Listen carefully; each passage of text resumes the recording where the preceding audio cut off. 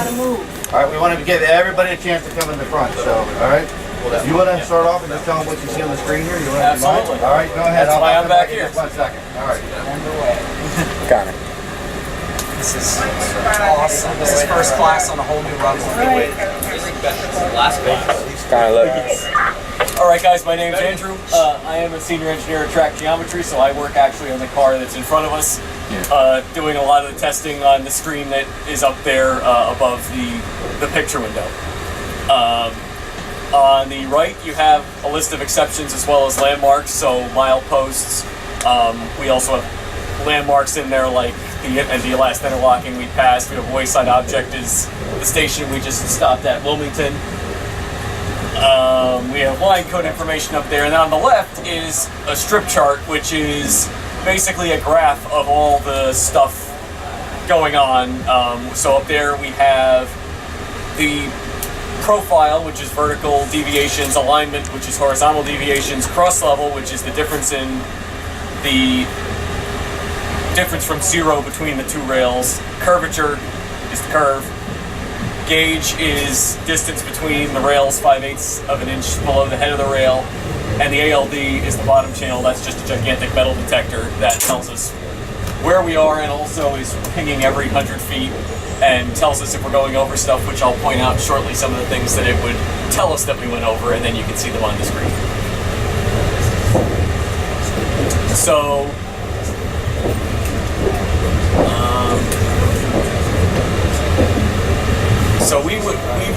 we test this track about every 2 weeks because high-speed testing, we're required to test it every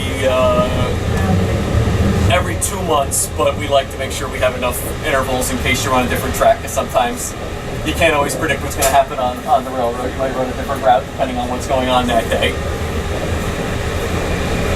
So this would normally be a Tuesday, Wednesday. We do this, go up to DC to Boston on Tuesday and come back Boston to Washington on a Wednesday.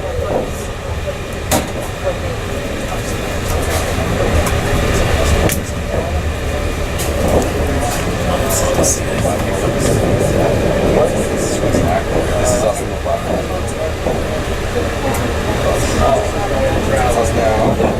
American view. Actually, anybody? Is everybody from the area? No. I like that. Okay, so if there's a big project going on that we're about to pass, some of it's called Delaware Third Track. Or actually, if you notice, this interlocking is kind of weird. So the straight route is actually track 2 to track 1, and that track over there is kind of useless because you have to slow down to get to it. So shortly on our left, you're gonna see another track that they've been building for the commuter trains, and they're building that with concrete ties. They got the ballast already laid out, the catenaries being strung, and soon enough that track's going to show up. There we go. So that's a state of Delaware project that's to have more dispatching flexibility and things like that. Guys, they take our train out of there? Was it gone? Yeah, it was gone. Gone? All right.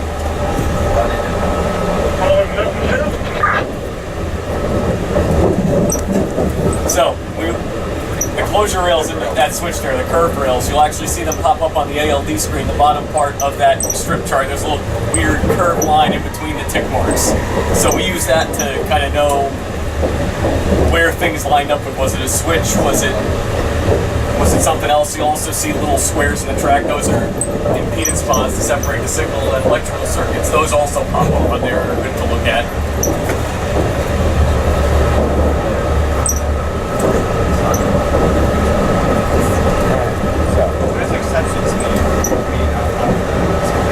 The exceptions, that's a count of how many deviations from the specs that we've had. So we would test for, we get level 1s and level 2s. Level 1 exceptions are exceeded the Federal Railway Administration safety standards, which every railroad has to go by or be more restrictive than. Yeah. We have a book about this thick that is our track Bible, as anybody in the track department will tell you. And we have level 2s are the maintenance standards, which you want to maintain the railroad to. included in the counts. The blue exceptions are ride quality exceptions, which is there's an accelerometer in the car ahead of us in the floor that measures acceleration and deviations, and there's also standards for that. So CBL is car body lateral. What's that? Meaning side to side motion, and peak to peak is from one peak to another peak. There's about, I believe there's 3 or 4 different quantity or measurements that they do. It's peak to peak, root mean squared, single peak, and there might be another one in there. All statistical calculations. Find out what you think now. Screens, you'll see a defect. The red, that's the red. That's something that needs to be taken care of within 48 hours, either visually or. We'll go see a defect.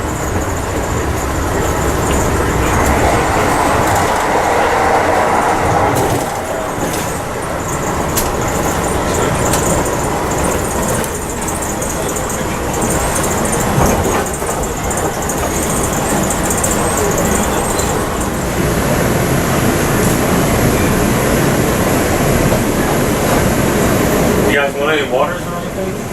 Well, I'm fine. Thank you. Oh, I think I got one on me. Thank you, though. Alright, there's refrigerators in the back of the car. It's like a little kitchen. It's a level 1 defect. So that would be doesn't mean class. So that would be an out-of-service class.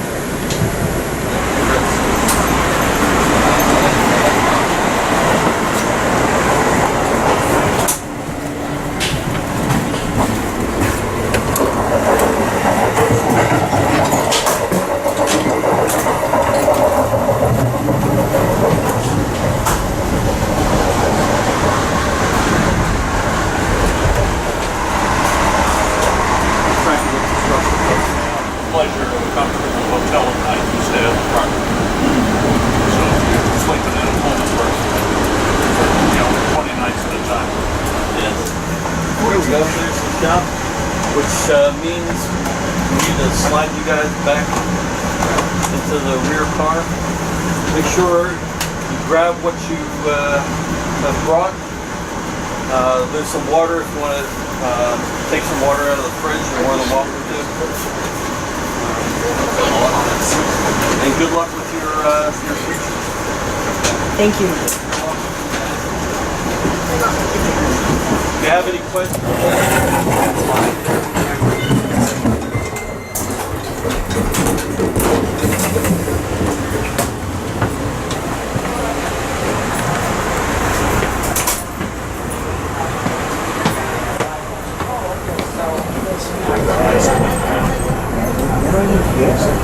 the title's built the Civil War.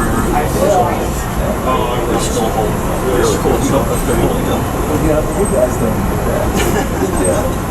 Right. So yeah. That's nice to know that Chris, what you guys do in this country. Us kids do.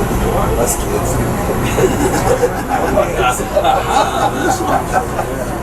Yeah. 70-year-old teenager.